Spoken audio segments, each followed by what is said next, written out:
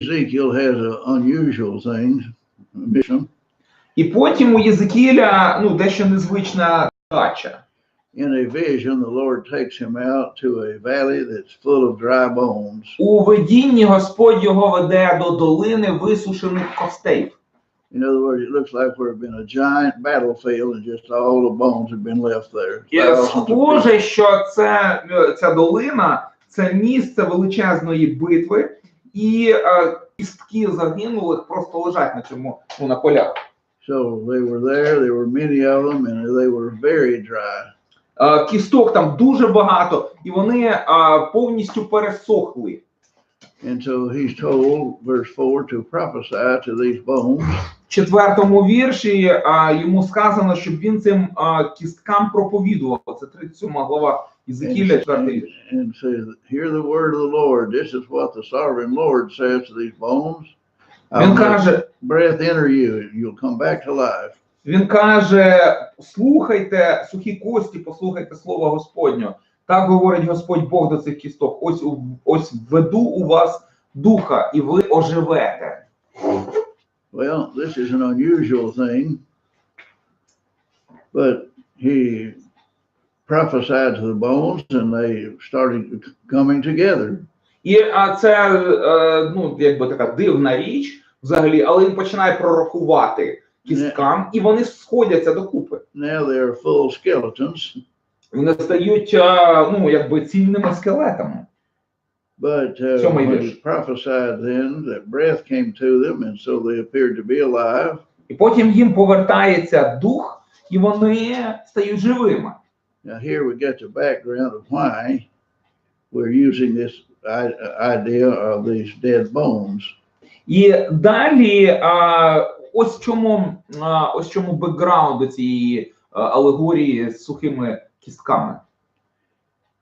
He says here in verse 11 В 11-му вірші він каже: The people had said, our bones are dried up, we have no hope, we will never get back. В 12-му вірші він каже, що люди у вигнанні кажуть, кістки наші посохли уже, немає вже надії, нам кінець. And I'm going to open your graves and bring you back. Бог каже, я повідчиняю ваші гроби, 12-й вірш, і поверну вас. Remember, that's not literally, they were not dead. Тобто вони не буквально мертві. But he says, I'm going to bring you back, settle you in your own country. Він каже, я вас поверну і до вашої власної землі. So they had just said, we have no hope, our bones are dried up, we'll never get back. А вони кажуть, на противагу цьому, наші кістки вже посохли, ми ніколи не повернемося, в нас надія відійшла від нас. Remember the false prophets had said, first had said, you'll never go to captivity. Пам'ятаєте, вже пророки спочатку пророкували, що вони ніколи не підуть до полону. А коли вони пішли в полон, то вже пророки почали стверджувати, що цей полон протриває не більше 2 років. Not 70 years like Jeremiah had said. Не 70 років, як казав Єремія. So the same, you have the false prophets, some of them have been carried captive, so they're practicing their same deceit in Babylon. Тобто деякі з лжепророків, які пророкували, що не буде полону, вони потрапляють до Вавилону, і вони продовжують лжепророкувати. Now, I want us to read here in chapter 37. Я хочу, щоб з 37 глави прочитали ми verse 15 to 17. Вірші 15 по 17. И было ко мне слово Господне: ты же, сын человеческий, возьми себе один жезл и напиши на нем Иуде и сынам Израилевым, союзным с ним, и еще возьми жезл и напиши на нем Иосифу, это жезл Ефрема и всего дома Израилева, союзного с ним, и сложи их у себя один с другим в один жезл, чтобы они в руке твоей были одно. Okay, another of his visual aid stories. Це ще одна така, знаєте, візуалізація. Look up here. Ось подивіться тут. Everybody look, notice. Подивіться, зверніть увагу. He says, I want you to take 2 sticks. Він каже, я хочу, щоб ти взяв 2 палиці. One for Judah and one for Israel. Одна з яких представляє собою Юду, а інша палиця представляє Ізраїль. Remember, they had been long divided into 2 nations. Вони були розділені в 2 народи. And he says now, you put these in your hand together so they're just like one stick. Він каже, візьми їх разом в одну руку, щоб вони стали, одна продовжувала іншу, ніби одна палиця вони They стали. will never be two nations again. Вони знову більше ніколи не розділяться пополам. When they go back, they will be united. І коли повернуться, то ці два народи об'єднають. Well, he explains that very clearly now as he goes on. There'll be one here. Він далі чітко пояснює, як вони будуть одним. And so people say, what in the world is Ezekiel doing here, carrying around these sticks like that and talking like that? So let's read again, verse 18. А люди собі, напевно, думають, що він ходить скрізь, отак тримає ці дві палиці. Що він говорить, що він має на увазі? І далі 18-й вірш, подивіться. Read on down through 23. З 18 по 23 прочитайте, будь ласка. И когда спросят у тебя сыны народа твоего, не объяснишь ли нам, что это у тебя, тогда скажи им, так говорит Господь Бог, вот я возьму жезл Иосифов, который в руке Ефрема, и союзных с ним колен Израилевых, и приложу их к нему, к жезлу Иуды, и сделаю их одним жезлом, и будут одно в руке моей. Когда же оба жезла, на которых ты напишешь, будут в руке твоей перед глазами их, то скажи им, так говорит Господь Бог, вот я возьму сынов Израилевых из среды народов, между которыми они находятся, и соберу их отовсюду и приведу их в землю их. И на этой земле, на горах Израиля, я сделаю их одним народом, и один царь будет царем у всех их. И не будут более двумя народами, и уже не будет впредь разделять на два царства. И не будут уже осквернять себя идолами своими, и мерзостями своими, и всякими пророками своими. Освобожу их из всех мест жительств, где они грешили, и очищу их, и будут моим народом, и я буду их Богом. Okay, but he adds more to this. You'll be brought back. You'll never again be two nations. Він каже, більше ви не будете двома народами, ви будете об'єднані в одне. This makes clear now there are no 10 lost tribes somewhere in the world. І тут якраз підтвердження того, що немає ніяких загублених 10 племен десь там в світі. Some of them came back here. Дехто з них повернулися. And there were 12 tribes in the New Testament time. І в новозаповітні часи було присутні 10 племен. James and Peter write to the 12 tribes. Яків і Петро звертаються до 12 племен. Paul said, our 12 tribes sleep day and night looking for this. Павло каже, що наші 12 колін вдень і вночі очікували приходу Месії. And so on and on we can go for proof of that one. І знову і знову можна знайти підтвердження цього. But again, the idea will be my people, I'll be their God. Але от в чому вся ідея? Бог каже, я буду їхнім Богом, вони будуть моїм народом. Something unusual in verse 24. В 24-му вірші міститься дещо незвичне. My servant David will be king. Він каже, що слуга мій Давид царем буде над ним. Well, David had been dead for 500 years. Але Давида вже немає в живих 400-500 років. How can David be their king? Як Давид може бути їхнім царем? Well, he means in the Davidic line, in the David line. Він має на увазі, що хтось із родоводу Давидового. Referring, of course, to Jesus. І безперечно, це вказує на Ісуса. And so he goes it on, says the same thing again if you go on down to verse 25. Він далі продовжує те ж саме, 25-й вірш, подивіться. David, my servant, will be their prince forever.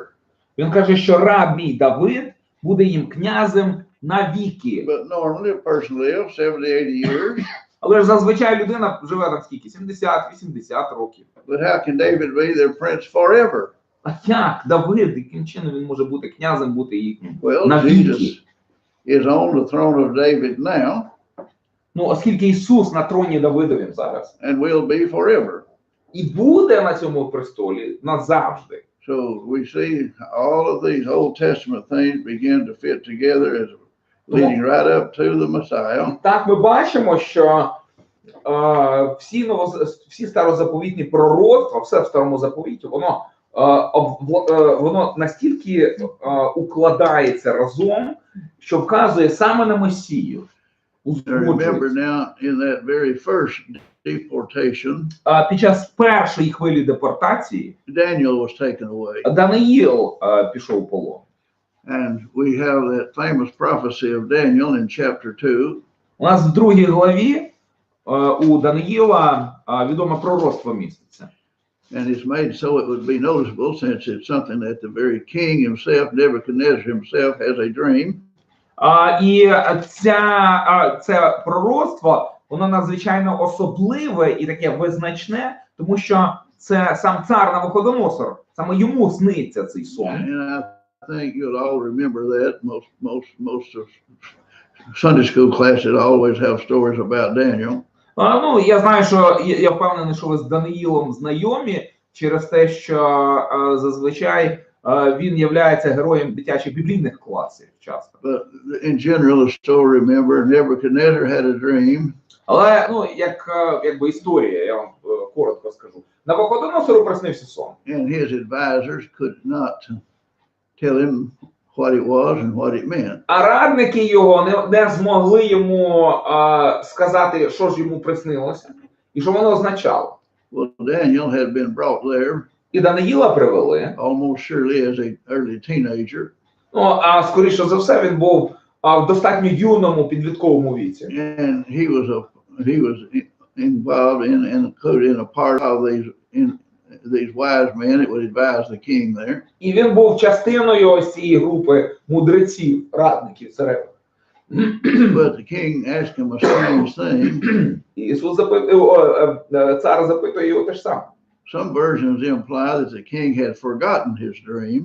Деякі версії вказують на те, що, вірніше, деякі вірші вказують на те, що цар забув, що йому But приснилося. whether he had forgotten, he just wanted to tell them, you tell me what it was and then tell me what it means. Тому він і каже, спочатку скажи мені, що ж ти мені привиділося, а потім поясни, що то означає. Well, remember, they said, well, nobody can do that. Ну, пам'ятаєте, ці радники між собою, так хто ж це таке може зробити? But they had forgotten. Daniel said there was Було, що був Даниїл, який говорив, що є живий Бог. Ну, цар наказує знищити всіх мудреців. well, they began gathering them up to kill them. І їх уже зібрали для того, щоб їх убити. And so they gathered Daniel and his friends. І Даниїл і його друзі також потрапляють в це число. Why the sudden rush? Why the sudden? They told him, and he said, well, let me pray about it. І він запитує, що це таке за помішання якесь. Ну, він пояснює і каже, я помолюся про це. There's a perfect example of here for us. As the problem comes up, you pray about it. Це хороший приклад того, що коли з'являється проблема, потрібно про них молитися. But when Daniel and his friends prayed about it, God gave them the answer. І з друзями помолилися, Даниїлу прийшла відповідь. And when he gave them the answer, then he told them, І коли він сказав йому відповіді на ці запитання цареві, you're just laying there thinking about what's going to happen. він каже, ти просто думаєш собі, що станеться. So much had happened. Nebuchadnezzar, he went off as a general to fight in that war. He came home, he was king. He became king. So many things had happened here. And so he just laying there thinking about all the great changes in society, wonder what's going to happen next. І, ну, якби все ж в контексті того, що Навуходоносор повертається з війни, на яку він йшов простим генералом, новоєначальником, а повернувся царем. І от він собі лежить в ліжку і думає собі про всі зміни, які він там здійснить в країні, в You'll суспільстві. remember Daniel said, well, you had this dream. І Даниїл йому каже, ось тобі що You приснилося. saw a giant statue. Ти бачив великого велетня, Had a head of gold, статую, в якої була arm and голова chest, золота, руки і груди, silver, срібні, belly and thigh of brass, feet and legs of iron and clay. таз був бронзовий, але глиняні ноги. And then you saw a great stone come rolling out of a mountain. It smashed this statue to pieces and kept rolling. І потім ти побачив камінь, який котився з гори, розбив цю статую, цю істукана на друзки і продовжив котити. Till you feel the whole earth. Аж доки не заповнив собою всю землю. You know, that's what that's right, that's what I dreamed. А Навуходоносор каже, да, тут точно це саме те, що мені приснилось. Now, this is what it means. І от що це означає. You, that head of gold, the Babylonian Empire, that's you. От та золота голова, це Вавилонська імперія, це ти. And then after you, there's going to be another kingdom, not that valuable, but like the silver, І після тебе will be the Persians. буде наступне царство, ну не настільки дорогоцінне, срібне. After them, Це still будуть another one перси. will be the Greeks. Після цього буде бронзовий, греки. Now, these are named in Daniel. У книзі пророка Даниїла вони мають свої назви. And after the Greeks, there'll be another one, Ще один настануть. the Romans. Римляни. Well, when you get to the New Testament, who made a decree that all the world be taxed? Хто, згідно із новим заповітом, обкладав податками весь світ? The Roman emperor. Римський імператор. Okay. So we have here, Daniel goes on now in chapter 2 and verse 44 and 5, and you need to mark these in your Bible where you can get to them many times. В Даниїла 2, 44, 45, і це вам варто відмітити в своїх бібліях, бо це уривок, до якого ви будете часто звертатися. In the days of these last kings, that'll be these Roman kings. Що в дні останніх царів, тобто римських імператорів, The God of heaven would set up a kingdom Бог Небесний настановить царство, which would be different яке буде інакшим from all others. від усіх інших. How would it be different? Яким чином воно буде відрізнятися?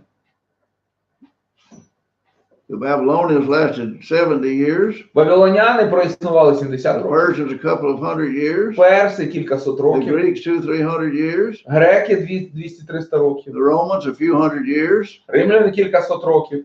But they're all gone. Але їх уже немає всіх. But God's promised set up a kingdom that will Боже never be destroyed. Пообіцяв настановити царство, яке ніколи не буде знищено. Well, this of course is his kingdom or church. Це безперечно його царство. It's Церква. come in the days of the Roman kings. Наступити воно має за днів римських царів. Now just hold this and turn with me down to Luke chapter 1. Не закриваючи це, відкрийте Луки перший розділ. And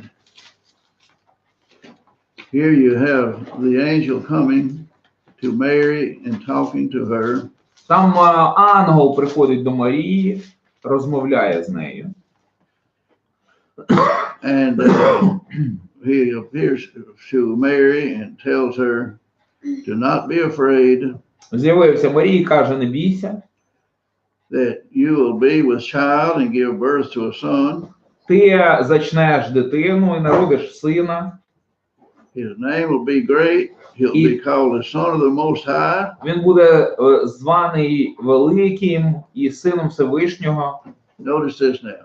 32-й вірш. The Lord God will give him a throne of his father David. Господь Бог дасть йому престола його батька Давида.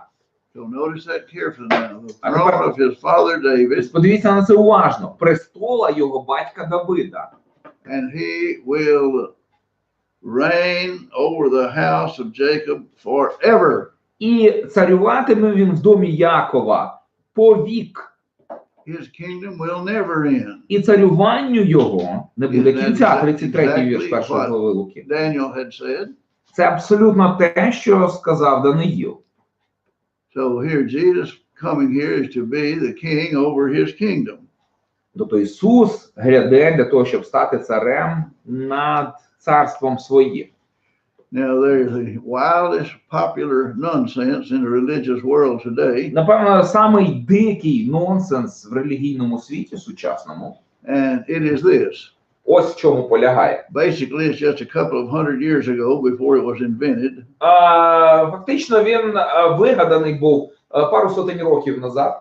But they say Jesus came Полягає в тому, що Ісус прийшов to have this kingdom, для того, щоб настановити царство. and the Jews refused him. Євреї його відкинули. So in place of the kingdom, he Тому brought the church in. замість царства він створює церкву.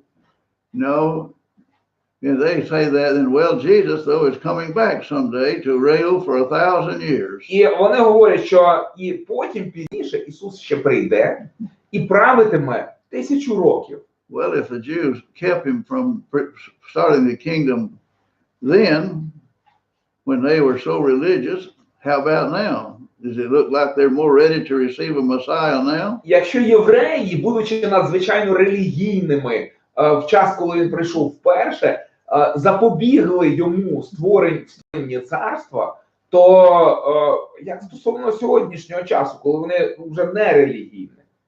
No such idea among the people of Israel today. Ну, такої ідеї навіть і не може виникнути серед народу Ізраїля сьогодні в наш. But the idea they have here смисл от в чому?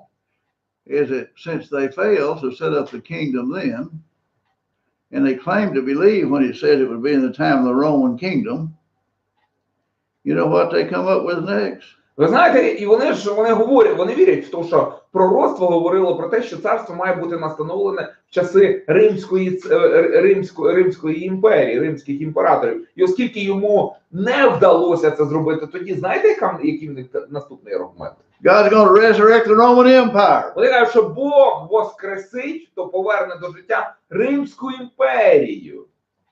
Yeah. How much easier would it have been just to go ahead and do it to start with?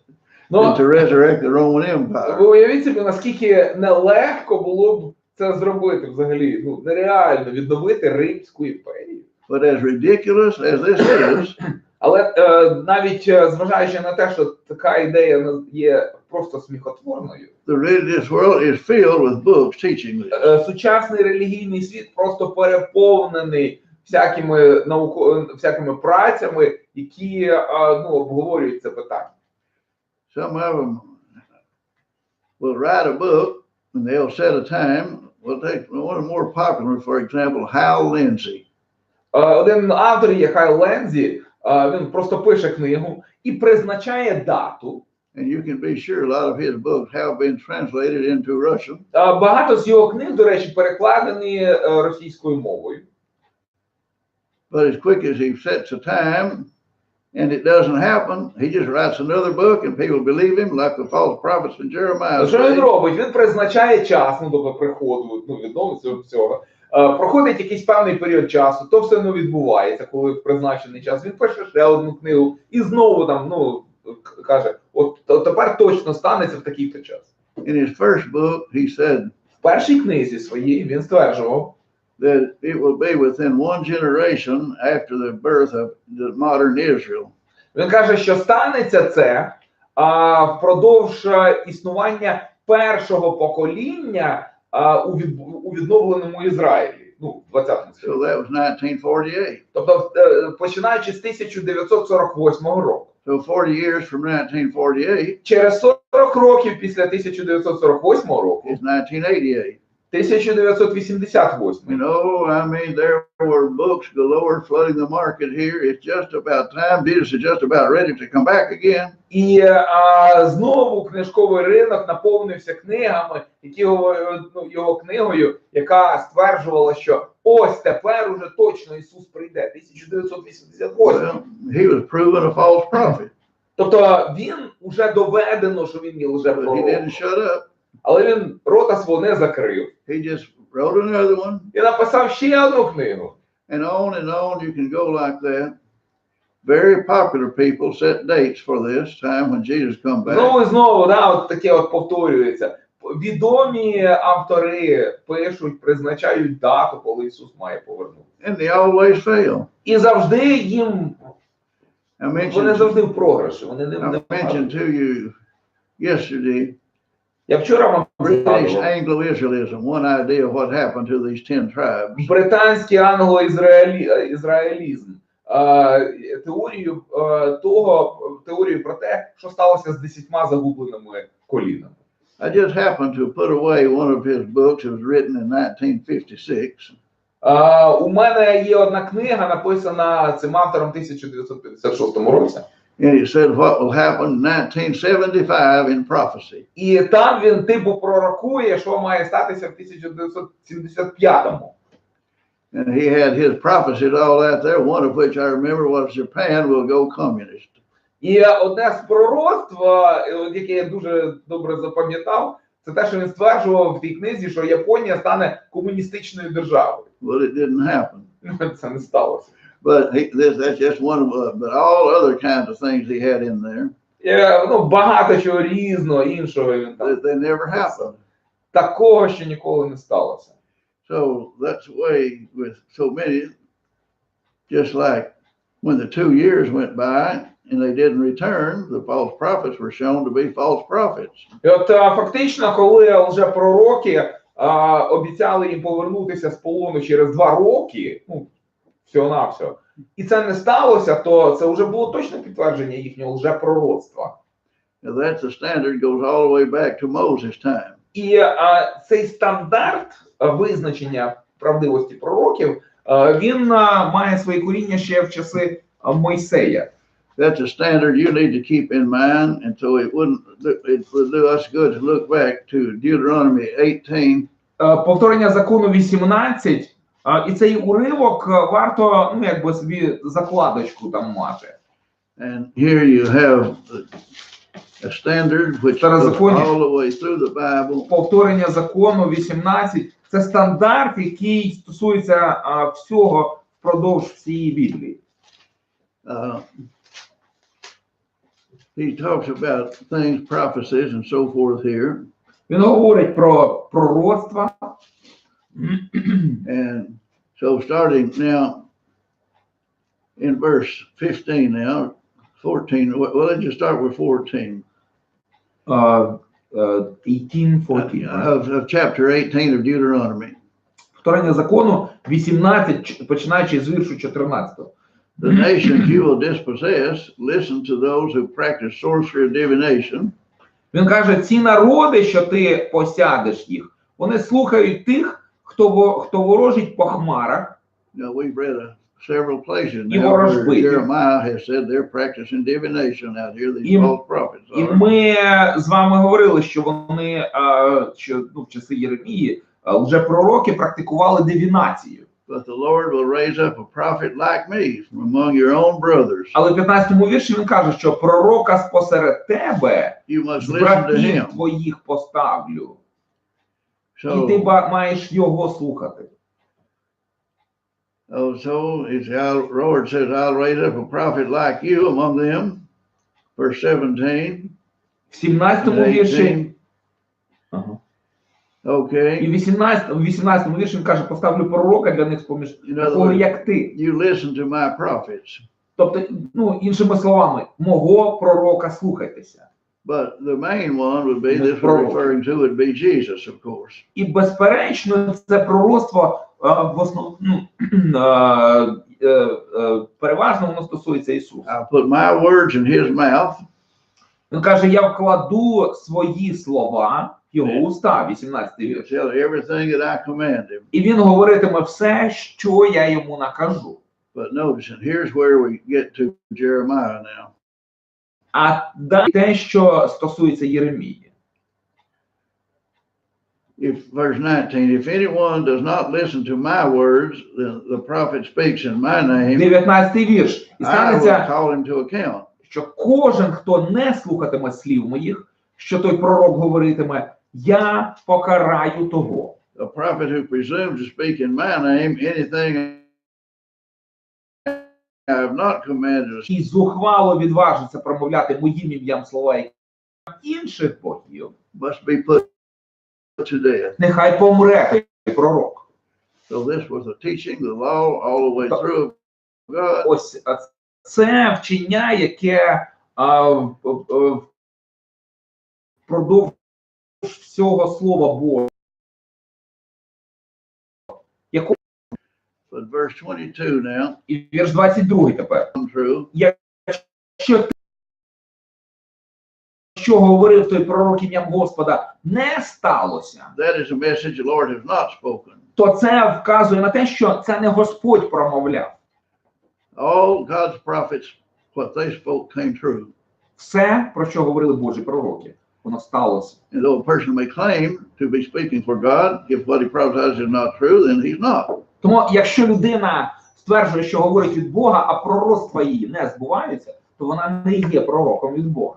Now this comes up to another problem people would always throw out now. І це викликає ще одну проблему.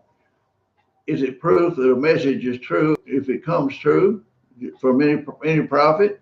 If it comes true, does that mean it's a true prophet automatically?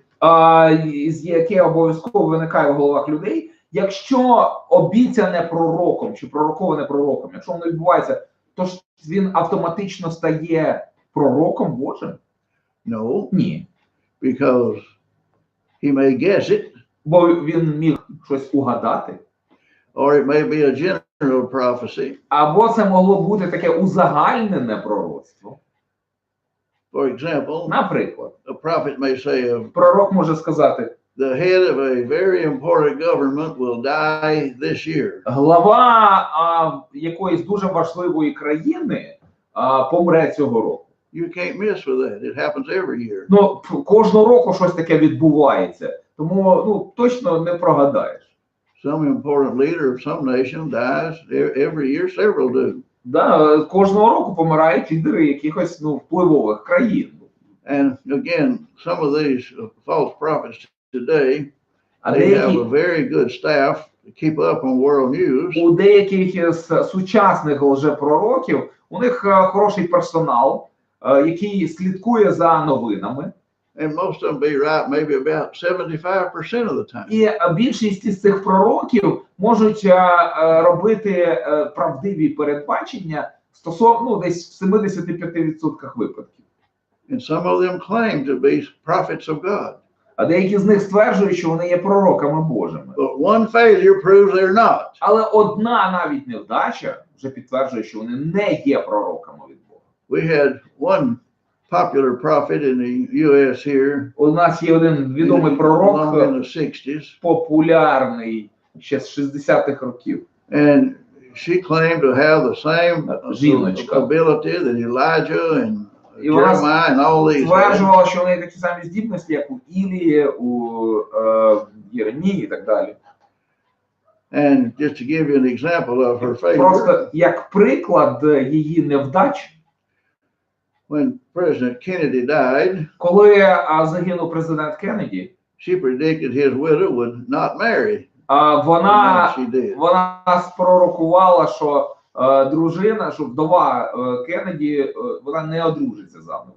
Well, she did marry. Але вона вийшла заміж скоро. So that proves she's a false prophet. Тому це стало доказом того, що ця жінка була лжепророком. She predicted who would become president in an election. Вона передбачала, хто стане президентом після виборів. And she missed that. І вона промазала. Yet she has books that still sell as if they were of great value. Втім, вона продає книги, і ці книги хтось ще вважає такими цінними. But these are things that we need to understand. Але ось які речі ми маємо розуміти. False prophets were a problem then, and they certainly are now. Лжепророки були проблемою в той час, і безперечно, вони є проблемою і сьогодні. Now, I want you to go with me back again now to Ezekiel. They're in captivity now. Повернімося тепер знову до Єзекіїля, коли вони знаходяться, перебувають в полоні. Here they have just been promised that God will bring them back. Їм щойно було пообіцяно, що Бог їх поверне назад. And then he starts in a long range of things here, a prophecy against Gog. І далі він починає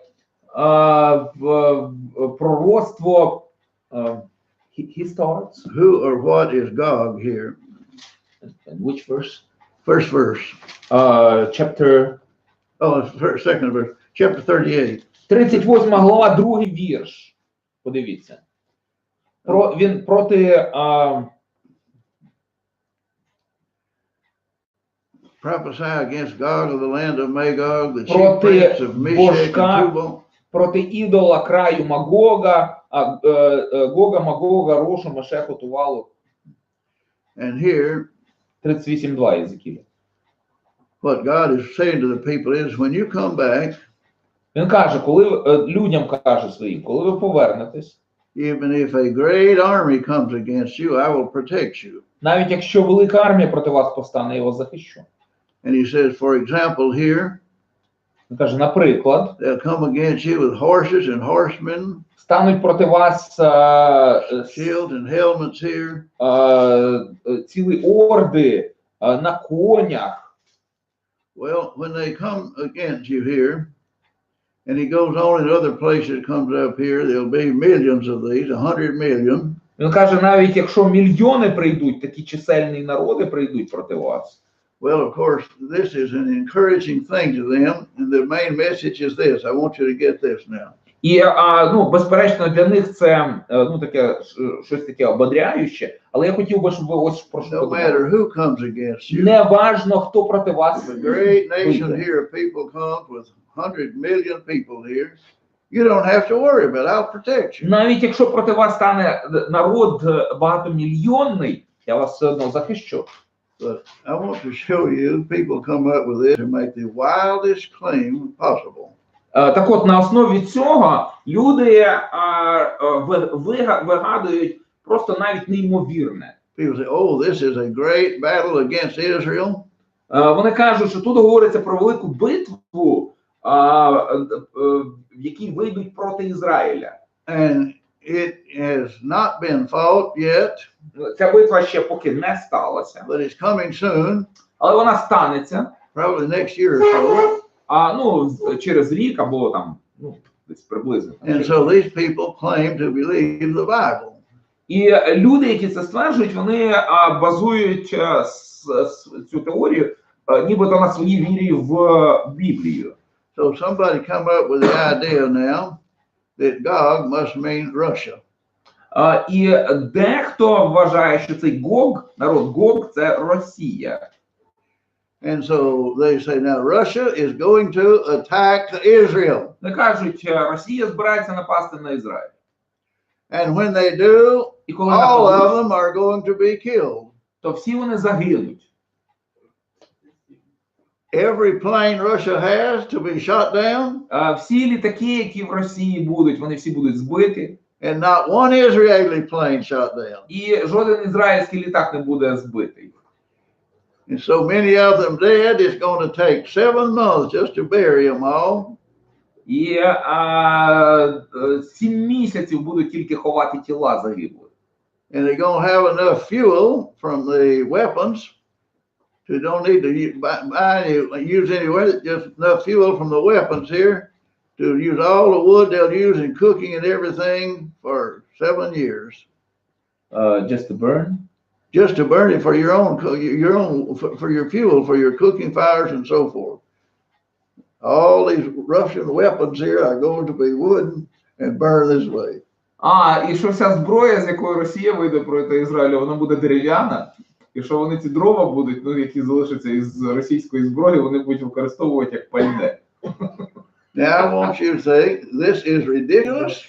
Це просто сміхотворно. But it would amaze you how many extremely Але я вам кажу, ви здивуєтеся, наскільки багато influential, important people teach that. Наскільки багато таких впливових людей оцю маячню, ці маячні Let me навчають. just show you again how far they take it again. Подивіться ще, наскільки далеко вони заходять. They say here, you had some more here now. Meshach,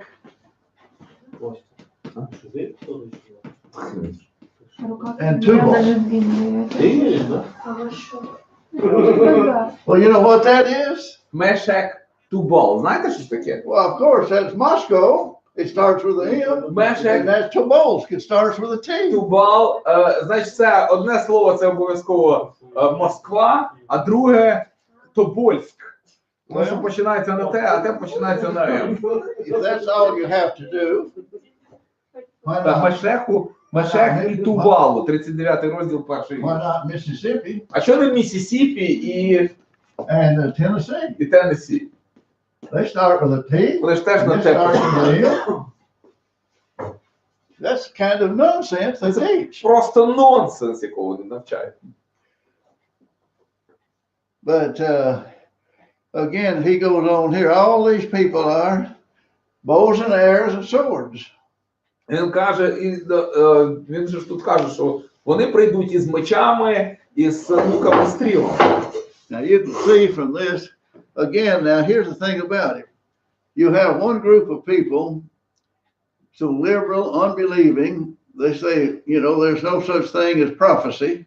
Тобто, подивіться, є одна група людей, які настільки ліберальні і невіруючі, що вони кажуть, да, пророцтва взагалі в принципі не існує. They just rule out Daniel and these prophets completely.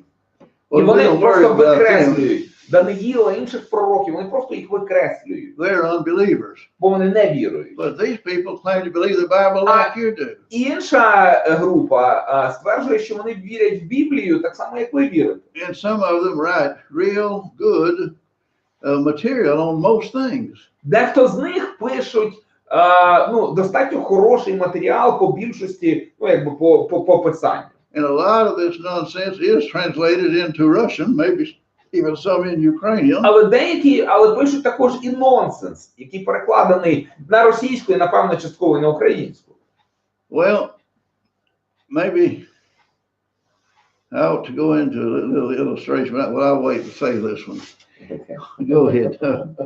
Okay, why are they attacking Israel? Чому вони нападають на Ізраїль? You know what? I want you to look down now at verse 13. Подивіться, 13-й вірш. Chapter 38. 38 глава, 13-й вірш. They're come away to carry off silver and gold and livestock. Сказано, що прийдуть вони, щоб винести срібло, золото і худобу. The great cattle raid. Да, тобто такий, знаєте, рейд за коровами.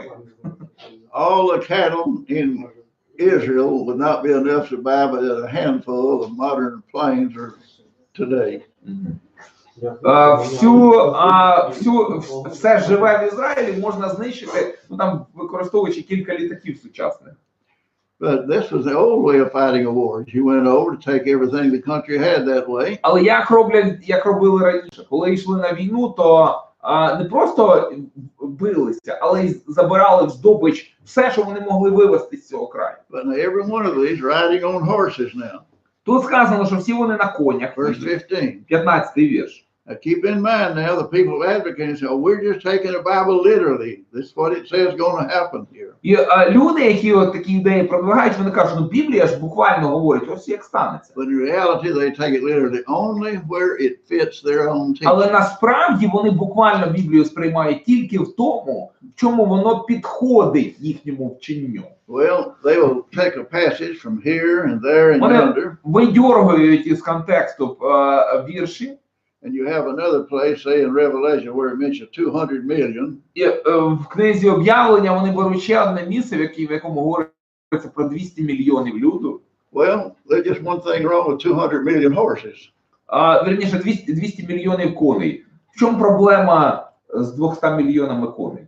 I was down to a barber shop one day and picked up a little book called Guinness Book of Records. Я якось пішов в перукарню, не так давно, і лежав там примірник книги рекордів Гіннеса. And it says there are 75 million horses in the world today. І там сказано було, що в сучасному світі є 75 мільйонів коней. So if all these go have to ride horses, we're going to have to wait a long time till we get enough for them to ride. Тому для того, щоб посадити 200 мільйонів людей на коні, потрібно буде довго почекати, поки ці коні, розплодяться. And these 75 million horses, 75 мільйонів коней, some of them are about the size of a dog. Деякі з цих коней розміром в собаку. I'd rather have one horse I could stand on it here. It's so small, I could just like a dog, I could straddle it, stand on the ground. У мого брата був кінь карликовий, який там між ногами проходив. Now some of them take it even this far. Somebody said, well, tanks and planes won't burn. А дехто каже, танки і літаки не горять. I want to show you how ridiculous this is. Не горітимуть. Just recently I read one of these says the Russians have invented a new kind of material that is stronger than steel but will burn like wood. Я недавно прочитав в новинах, в якихось непонятно, в жовтій пресі, що росіяни придумали матеріал твердіший, ніж сталь, але який горить як дрова. And another one says, Сколково. believe it or not, in the same way, another one says, Russia has started using more and more horses in their armies. А ще стверджують, подібні такі джерела стверджують, що Росія почала використовувати все більше і більше коней в армії. Well, these are some wild things that people get. Це такі, знаєте, просто неймовірні речі, в які люди вірять. And this is why you need to know your Bible. Саме для цього потрібно знати Біблію. Again, the hurtful part of this is these are people who claim to believe the Bible like you do, and they do in many things. Але найгірше те, що ці люди стверджують, що вони вірять в Біблію так само, як і ви. І якщо справедливо, то вони багато в чому вірять в Біблію. One of them has written 100 books, most of them good. Один із авторів написав близько 100 книг, і більшість із цих книг хороші. But I want to give you an illustration of another of his ridiculous things. Але я хотів би вам також привести приклад одного з таких сміхотворного, яке цей автор написав.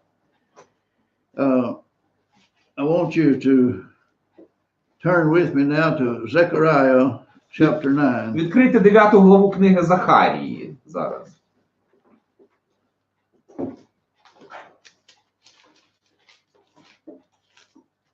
They got Zechariah Malachi. Передостання книга, да? Okay. Захарія. Now this man says here in his commentary. Так от цей автор в своїх коментарях до книги 9 and 10. Вірші 9 і 10, подивіться. He says here now, verse 9, I will scatter them among the people and disremember, they'll remember me and come back here. Okay. Let's see, Yeah. maybe 9. Oh, the 10. That's verse 10? Or chapter 10? Yes, yeah. 10 глава Захарії. Він каже, Господь каже, я розсію їх між народами, і в далеких краях вони будуть мене згадувати, і житимуть з дітьми своїми і вернуться. Now I want you to notice that.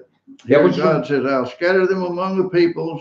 Зверніть увагу, Бог каже, що він розсіє їх між народами. Yet in these lands they'll remember you, just like Zechariah said. Але і житимуть вони там своїми дітьми, і так сталося, як Захарія пророкував. But notice now, verse 10. Але тепер подивіться 10-й вірш. I will bring them back from Egypt. І верну їх із краю єгипетського. And gather them from Assyria. І позгромаджую їх із Асирії. Bring them from Gilead. І введу їх до краю Гілеаду. All this. Okay, notice now. Here's what he says. Believe it or not. От повірите ви чи ні, а от що каже цей автор. He says that verse 9 Він каже, що 9-й вірш refers стосується to something between this verse and verse 10 is the whole church age. Що це стосується епохи церкви. In other words, verse 10 has not happened yet. Тобто вірш 10 ще поки не стався. It's going to happen when Jesus comes back. А станеться це з поверненням Ісуса. But Ezra and Nehemiah shows how he did gather them back. Але в книгах Езри і Неемії показано, як народ повертається. But that just shows how people can get a crazy idea in their head. От таким чином у людей з'являються просто божевільні ідеї. I mean, great scholars in so many ways. Великі, відомі богослови в багатьох аспектах. Now, do you think that's right? That verse І припускається 9 referred to there, but verse 10 referred to something yet future from now? От ви подумайте, 9-й вірш стосується того, що вже сталося, що вони попали до полону. Потім наступає, от між 9-м і 10-м віршем десь там загублена епоха церкви, а 10-й вірш станеться десь колись потім з поверненням Ісуса. What meaning possibly here? Remember me in that land, yet we won't remember you. And a couple of thousand years later, then we're going to bring you back. Але питання ж не в тому, що ви підете в полон, а повернетесь через кілька тисяч років. Well, I can take you even more than that. He says the same thing about Isaiah. Більше того, цей самий автор говорить і про Ісаю подібним чином. 9 глава Ісаї. 6 and 7. 6-7 Let's turn вірш. to Isaiah. Давайте зараз відкриємо книгу пророка Ісаї. Isaiah chapter 9, you hear a lot of people quoting it, talking about the coming of the church here. Ісаї 9 розділ часто згадується людьми, ну, якби з точки зору настання церкви. Пробачте. Okay. Isaiah chapter 9. 9 глава Ісаї. Prophecy concerning Jesus. Пророцтво Okay, verse 6. Ісуса. 6 вірш. For us a child is born, Ну там to us a son is given, and дитя нам government on his народилося, дане shoulders. на син, влада на раменах його. He'll be called Wonderful Counselor, Mighty God, Everlasting І Father. зватимуть його дивний порадник, Бог сильний, Отець вічності, князь миру. We take that rightly. That's a prophecy of Jesus. Ми сприймаємо це як пророцтво про Ісуса. But he says now А the далі він whole каже, church age is between 6 and 7. Що церква, епоха церкви знаходиться теж між віршами 6 і 7. He says reigning on David's throne over his kingdom is yet future. Він каже, що правління, панування та мир на троні Давида має статися ще в майбутньому. In other Тому що words, це ще не сталося. the angel Gabriel was wrong when you told Mary that. Іншими словами, він стверджує, ну, він ніби стверджує, що That Jesus would be on his архангел throne. Гавриїл обманув Марію, коли сказав, що Ісус посяде на престолі Давида. In other words, those at least 6 places where Jewish Testament refers to Jesus on his throne now. І тобто, що всі 6 місць в Писанні інших, які говорять прямо, що Ісус зараз посідає престол Давидовий, They didn't know what you're talking about. що вони, ну, взагалі непонятно про що говорять. Well, if that's bad, I'll take it even one more. Якщо це вже достатньо ну, таке жахливо, то я вам ще один приклад приведу. Now, let's skip to Isaiah chapter 61 and 2. 61 розділ Ісаї, перший і другий вірші відкрите. Now, I know this is ridiculous, but yet this is what they teach you. Це сміхотворно, звісно, але саме цього й навчають ці лжевчителі. 61. And he says in verse 2 now, У вірші 2 61 глави Ісаї, to proclaim the year of the щоб Lord's favor, проголосити for the day рік of the vengeance of our уподобання God. Господу та день помсти для нашого Бога. Now there's a comma in English from І there.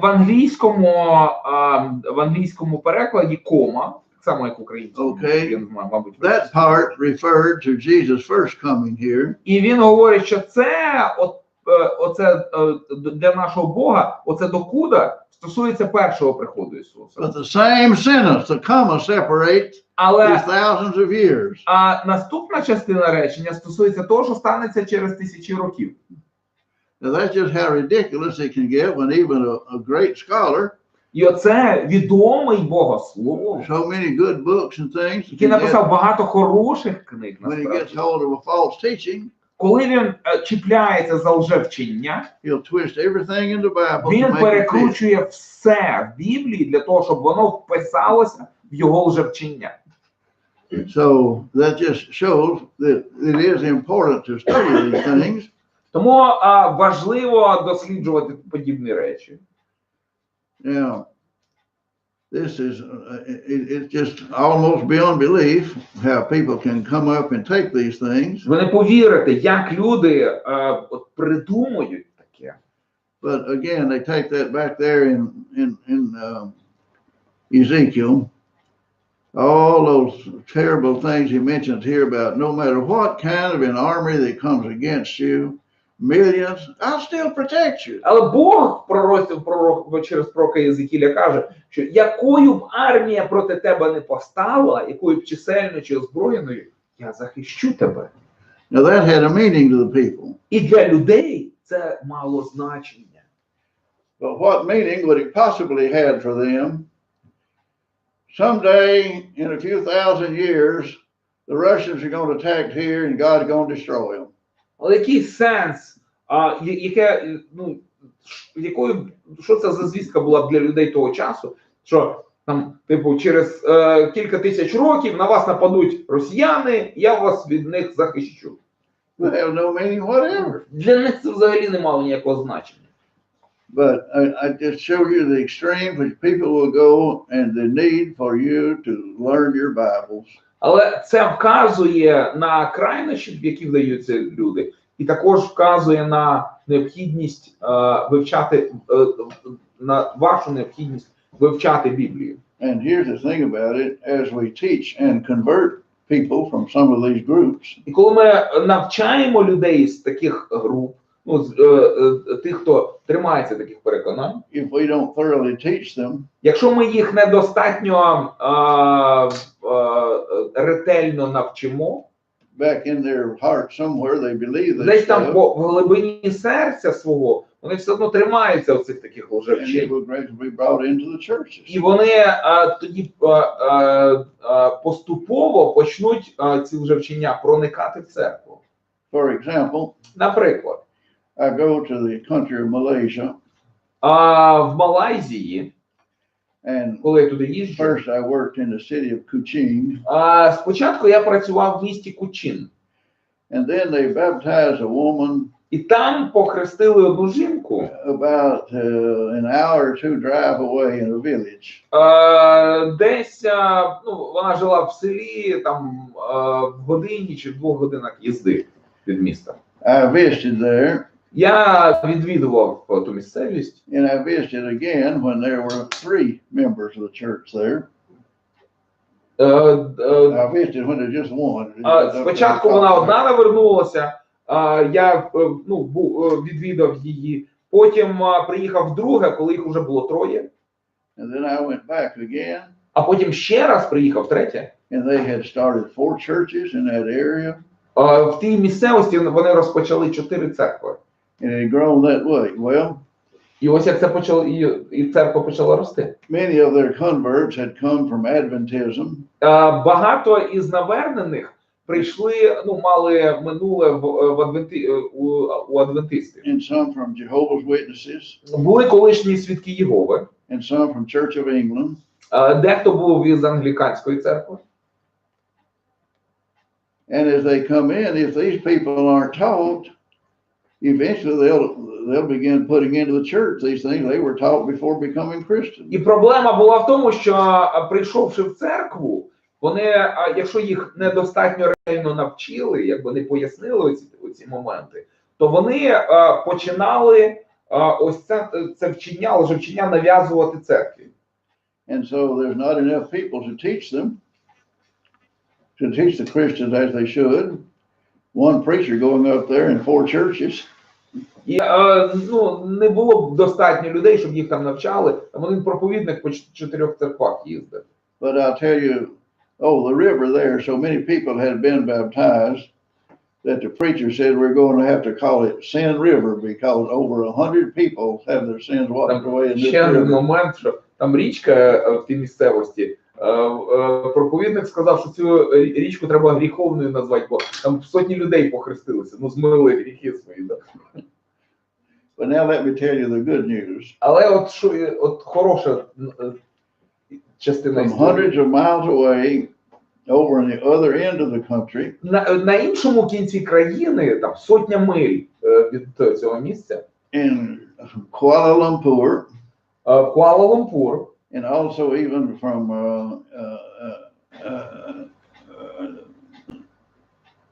LT, you're getting old here. The забувся вже старіє. Singapore, the Із city nation. Сингапурі, сусідня Brethren from there країна. are going over and helping them and teaching them. Так от за сотню миль брати із Сингапуру і Куала-Лумпур приїжджали туди для того, щоб допомогти їм і навчати. And so that's what we like to see, churches helping each other that way. Це якби в контексті того, що ми хочемо бачити і тут, і скрізь, що церкви допомагають одна одному. And that's just like here, as you teach people with a background orthodoxy. І так само у вас, коли ви коли ви навертаєте до Христа людей із православ'я, It's only natural that some of these beliefs are hard to give up. цілком природньо, що деякі з їхніх вірувань важко позбутися. The Bible teaching concerning Mary is hard for many people to accept. Багатьом важко прийняти біблійне вчення стосовно Марії. When people have been taught to pray to Mary, Тоді як їх навчали молитися до Марії, and taught that Mary was a perpetual virgin all her life, і тоді як їх навчали, що Марія була дівою все своє життя, so it's hard for people to give up some of those beliefs. тому деякі з таких вірувань людям важко відкинути. Remember always, whatever he says, thus says the Lord. This is the word of the Lord, Jeremiah would say. Але пам'ятайте, що каже Єремія знову і знову. Він каже, ось слово Господнє. Are we supposed to have a break? Yeah. Okay. У нас має бути перерва. Да. You forgot to warn me. Ви забулися, Роза забулася попередити. Break time! So they had